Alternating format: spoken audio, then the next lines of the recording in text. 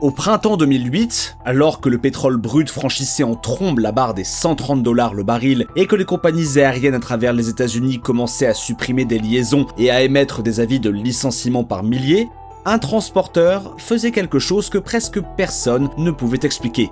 Southwest Airlines était en expansion. Tandis que Continental Airlines et United supprimaient des emplois en invoquant des coûts de carburant qu'elles ne pouvaient tout simplement pas assumer, Southwest augmentait ses capacités, maintenait ses tarifs stables et affichait des bénéfices dans un secteur qui hémorragiait de l'argent.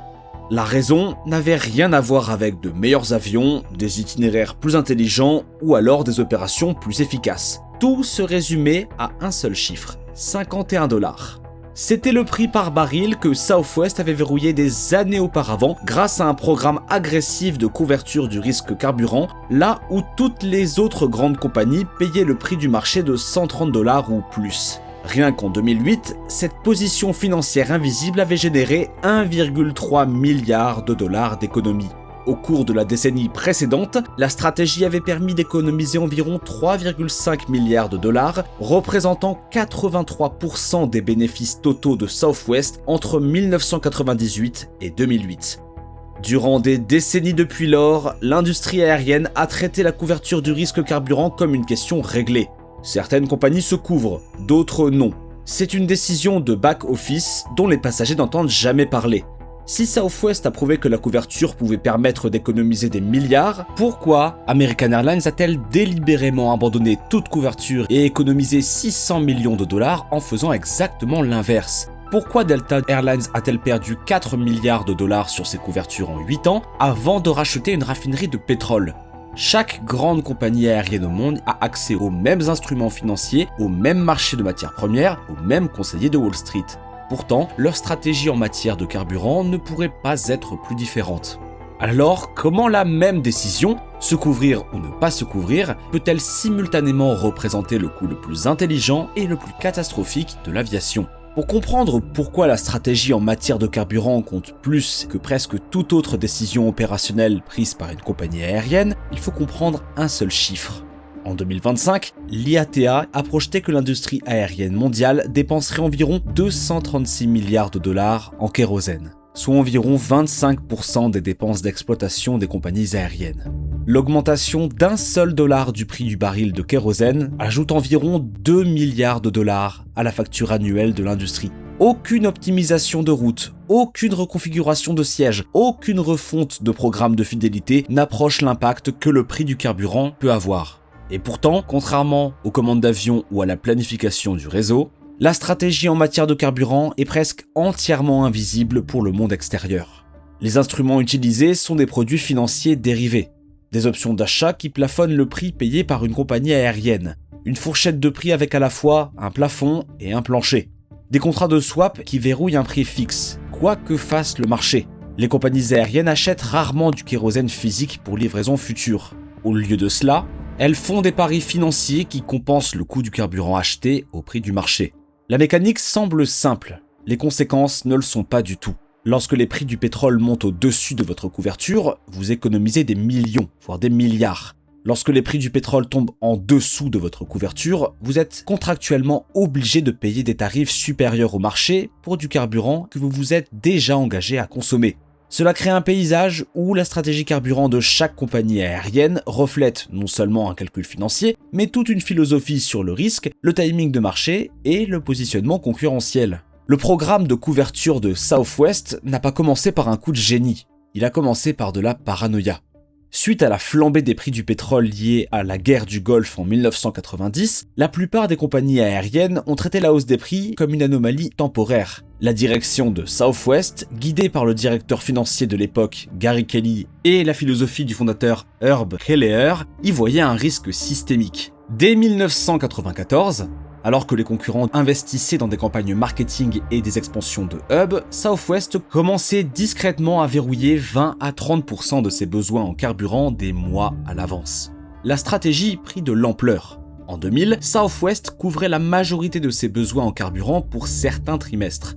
Pour le seul troisième trimestre 2000, la couverture permit d'économiser des dizaines de millions de dollars lorsque les prix montèrent de manière inattendue. Wall Street en prit note. Puis vint le super cycle pétrolier des années 2000.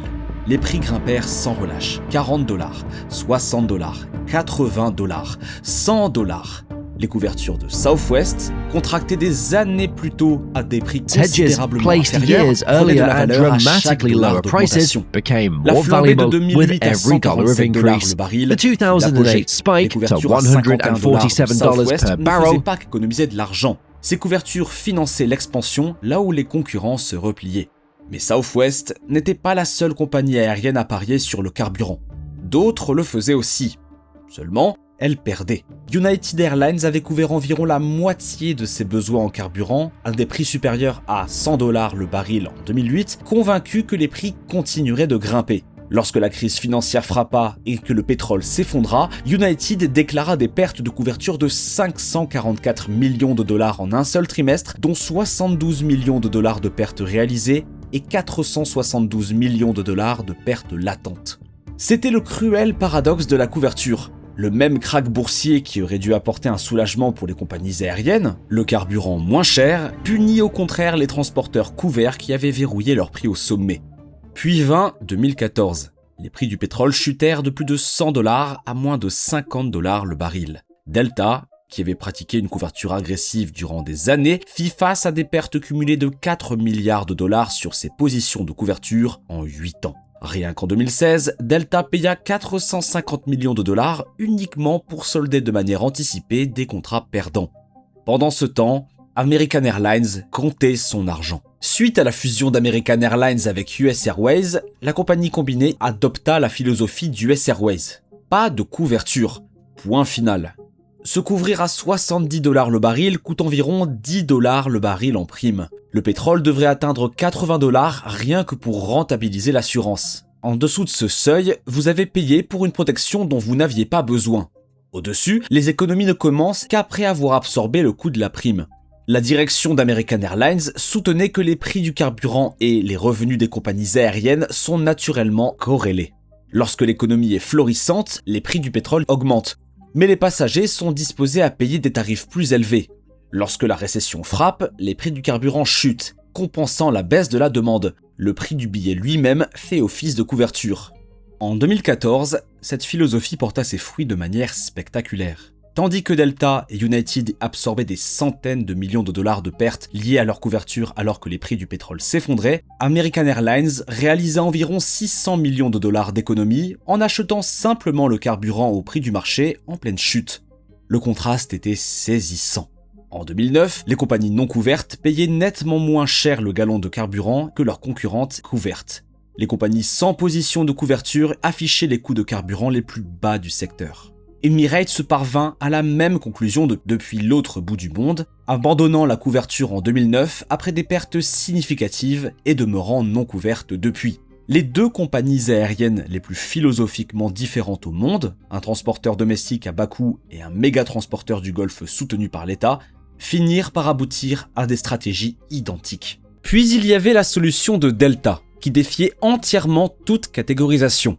En 2012, Delta Airlines acheta la raffinerie de pétrole Trainer en Pennsylvanie pour $150 millions, soit approximativement le prix catalogue d'un seul gros porteur de grande taille.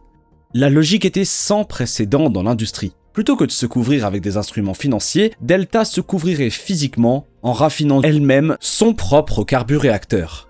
La raffinerie possède une capacité d'environ 185 000 barils par jour. Lorsque les marges de raffinage, le fameux crack spread entre le pétrole brut et le carburéacteur raffiné grimpent en flèche, la raffinerie génère des bénéfices qui compensent directement les coûts de carburant plus élevés de Delta. En 2022, cette stratégie porta ses fruits. Des crack spread records donnèrent à Delta un avantage significatif par gallon par rapport à ses concurrents. La raffinerie généra des revenus substantiels auprès de tierces cette année-là. Mais la raffinerie comportait aussi des risques invisibles dans le cadre d'une couverture financière. Les coûts de conformité environnementale, en particulier les crédits d'incorporation de biocarburants connus sous le nom de RIN, anéantissaient périodiquement les bénéfices trimestriels. L'exploitation d'une installation industrielle introduisait une complexité opérationnelle qu'aucun département de trésorerie d'une compagnie aérienne n'était conçu pour gérer. L'approche de Delta n'était ni de la couverture, ni une absence de couverture. C'était de l'intégration verticale, une stratégie non conventionnelle. Si le krach de 2014 avait révélé les inconvénients de la couverture, La pandémie de 2020 a mis en lumière quelque chose de bien pire. Le carburant fantôme. Les compagnies aériennes avaient couvert le carburant qu'elles prévoyaient de consommer tout au long de 2020. Lorsque le Covid-19 a cloué les flottes au sol dans le monde entier, le carburant n'a jamais été acheté. Mais les contrats financiers, eux, sont restés.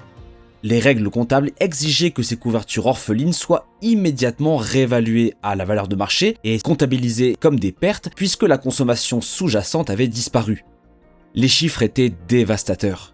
Les transporteurs européens, notamment Lufthansa, IAG et Ryanair, ont fait face à des pertes de valorisation au prix du marché qui étaient estimées à plusieurs milliards.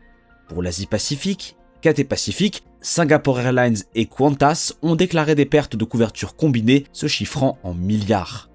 Ryanair, qui avait couvert environ 90% de son carburant à des tarifs plus élevés, a absorbé une perte de 300 millions d'euros lorsque le brut s'est effondré en dessous de $20 le baril. Les couvertures étaient faites pour protéger précisément contre le type de perturbation économique que représentait le Covid. Au lieu de cela, elles ont amplifié les dommages financiers au pire moment possible. Pourtant, la réputation de la couverture se rétablit plus vite que prévu. Lorsque la guerre entre la Russie et l'Ukraine fit flamber les prix du carburant en 2022, le programme de couverture de Southwest permit d'économiser 1,2 milliard de dollars. Les compagnies qui avaient maintenu leur position parurent de nouveau visionnaires. Qantas, qui avait couvert une part significative de son carburant au second semestre de l'exercice fiscal 2022, fut protégé des pires effets de la flambée. Mais c'est ici que toute cette histoire prend un tournant inattendu majeur. Début 2025, Southwest Airlines, la compagnie qui avait défini la couverture carburant pour toute une génération, annonça qu'elle abandonnait cette stratégie. Après avoir engagé 157 millions de dollars en primes de couverture rien qu'en 2024, soit une augmentation de 30% par rapport à l'année précédente, la direction conclut que la couverture n'avait pas été bénéfique pour l'entreprise au cours des 10 à 15 dernières années. La compagnie aérienne qui avait économisé 3,5 milliards de dollars grâce à la couverture tourna le dos à la couverture. Le stratège en carburant le plus performant de l'histoire de l'aviation décida que le jeu n'en valait plus la chandelle. L'importance du retrait de Southwest ne concerne pas la politique de trésorerie d'une seule compagnie aérienne.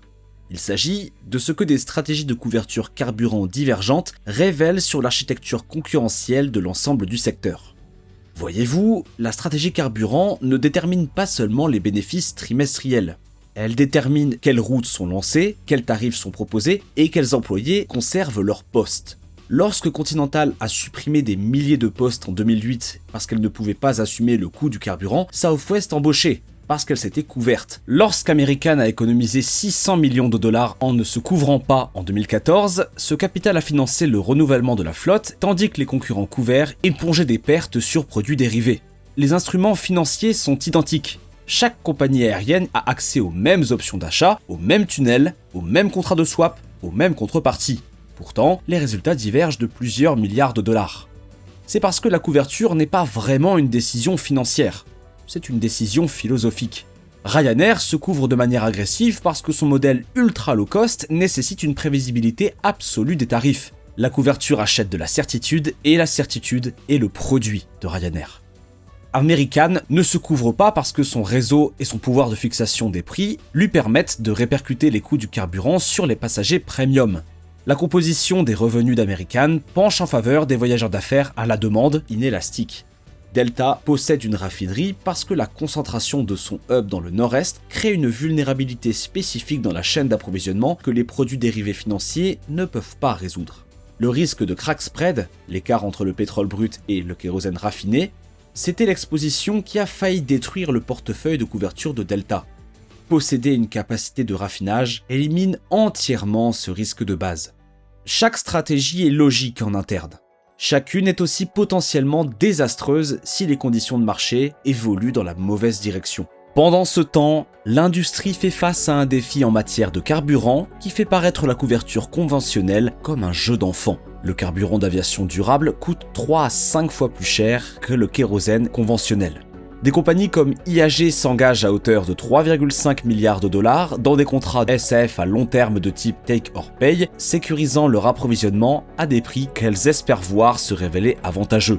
Il s'agit d'une couverture sous un autre nom, mais sans l'infrastructure financière qui rend la couverture conventionnelle possible. Alors que les obligations européennes imposent des exigences croissantes d'incorporation de SAF, les compagnies aériennes dotées des stratégies de carburant les plus sophistiquées bénéficieront d'avantages qui se cumuleront sur des décennies.